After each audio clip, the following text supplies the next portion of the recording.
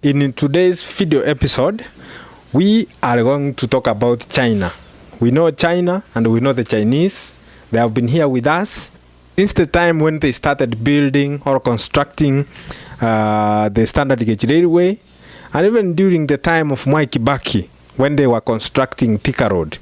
And now the Chinese government has come up with one mega project which is called Belt and Road Initiative, BRI, Belt and Road Initiative, which is expected to take between 4 to 8 trillion US dollars for it to be completed. It is mega. We have never seen anything like this in the world in recent times since the Marshall Plan, which was also mega. So this is what we are going to talk about today. Welcome to the show. So in this episode, I will be joined by my co-host, Walter Atunga. Welcome, Walter. We will be doing the episode with you. Thank you for having me on this show. There's a new highway in Pakistan and a new rail terminal in Kazakhstan. A seaport in Sri Lanka recently opened, as well as this bridge in rural Laos. What's interesting is that they're all part of one country's project that spans 3 continents and touches over 60% of the world's population. If you connect the dots, it's not hard to see which country that is. This is China's Belt and Road Initiative, the most ambitious infrastructure project in modern history that's designed to reroute global trade. Which are some of these countries that the Belt and Road Initiative will cover? It will cover Syria, it will cover Iraq, Jordan, Egypt, Yemen, yes, Kenya we are included, Cambodia, yes, Afghanistan, Ukraine, Belarus, yeah, and many others. And many others. Actually, I'm told that the Chinese government has signed agreements for these projects, actually infrastructure projects, which includes ports, highways, and many other projects. Yeah. With over 60 countries. Yeah, there are over 60 countries world over. Yes. Yeah. So those are some of the countries which covers Asia, Africa, and Eastern Europe. Yeah. In Eastern Europe, I think Poland is one of the countries which will be covered. Yeah. Now, this also tells us something. It tells us that in Africa, Kenya is the only one which has been covered by the projects. Yeah, we have the SGR project over. It's completed and it's on operation. From Mombasa to Nairobi. Yeah. Although it has some kind of bad things happening. Yeah. Some issues of racism. Yeah. Where Chinese cannot sit down on the same dinner table or lunch table with Africans. Yeah, but which is so sad. There are allegations and the government has denied that nothing like that is happening here in Kenya.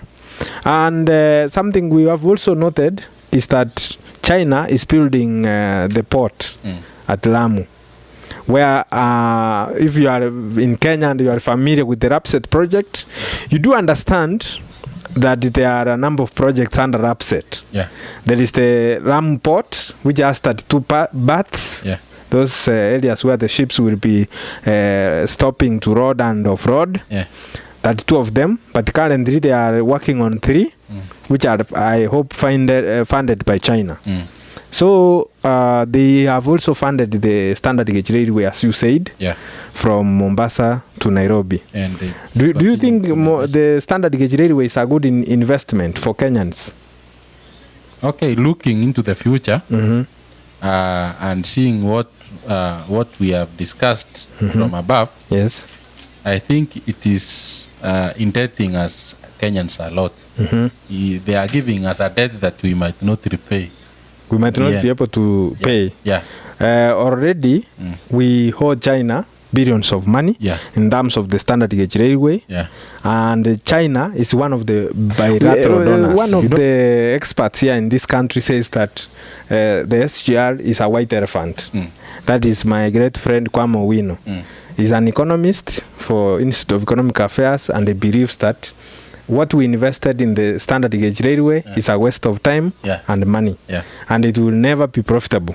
That is what he believes, and I hope he might be right from what we are seeing. Now, we have to mention that this kind of projects which China is engaging in, many people are reading bad motive. They are saying that China is trying to control the world, or China wants to control us politically. Yeah. Do you think there is an option that one day China might even colonize Africa and other countries along the Belt and Road Initiative? Okay, that is lying deep down somewhere in their grants, in their loans that they are giving us for us as Kenyans. We have examples of countries that have given up the projects that China did in their countries. Yes. For example, in Sri Lanka, they built a deep water port, and by 2017, Sri Lanka was unable to pay. It was clear that Sri Lanka was unable to pay back the port. So Sri Lanka surrendered the port for an arrangement of a 99-year lease. How much had they been given as a loan? They were given around $1.5 billion. And by 2017, they were unable to pay. Yeah, unable. They can't pay that back.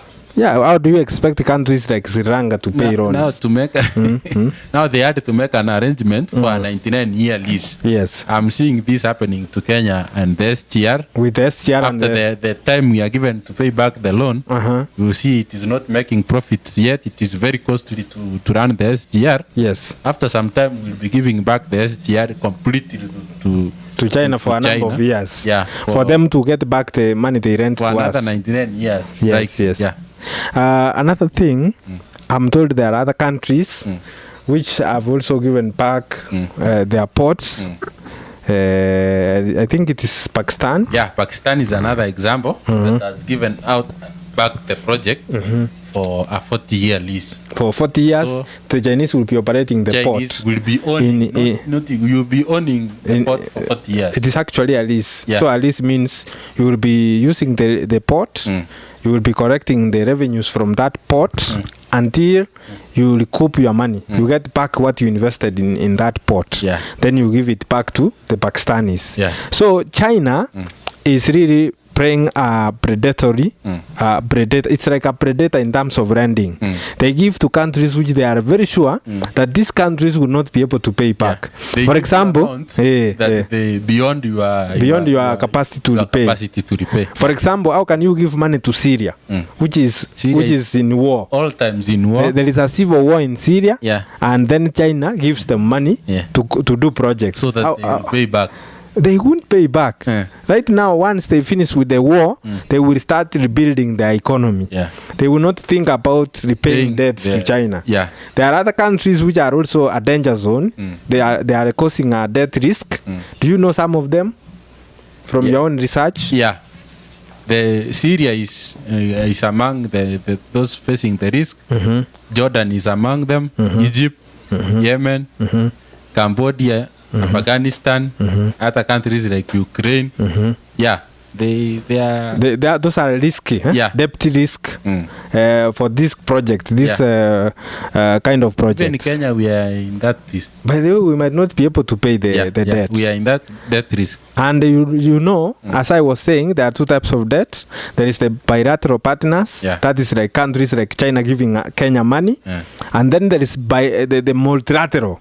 Multilaterals is now the money we receive from countries such as, not countries really, from corporations like World Bank. World Bank gives us money. But it has been discovered that for you to get money from World Bank, there are some ethical standards you must pass. Bureaucracy. Yes. But which are good because some of them are called safeguard standards. Safeguard standards means that you must prove that you will repay. You will respect environmental concerns. You will respect human rights, which are good. For China, they don't care. They have even given money to dictators, which is unfortunate. To countries which have questionable authoritarian governments like Saudi Arabia. So there is a big problem which is going to face this Belt and Road Initiative, BRI.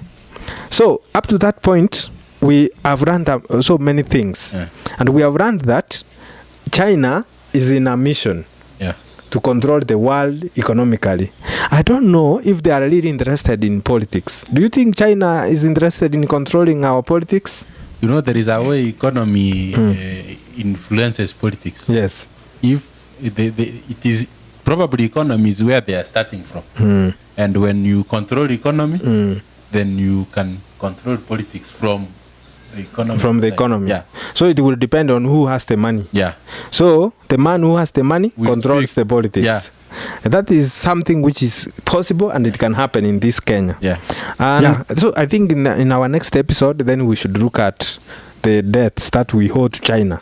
So for us to understand how the debt has been growing over time, how much have they been giving us from the previous years under devolution. That will be our next episode. To pay back. Yes, and how much are we paying back? We should establish our debt status in Kenya. How much can we repay? Yes. Yeah. But already they say we are struggling to repay. You know, we already have the first Eurobond. We have Eurobond season 2. And the most unfortunate part of it is that the money gets lost through corruption. Pesa inaingia lakini wakati inatumika ndio shida. Inapotea.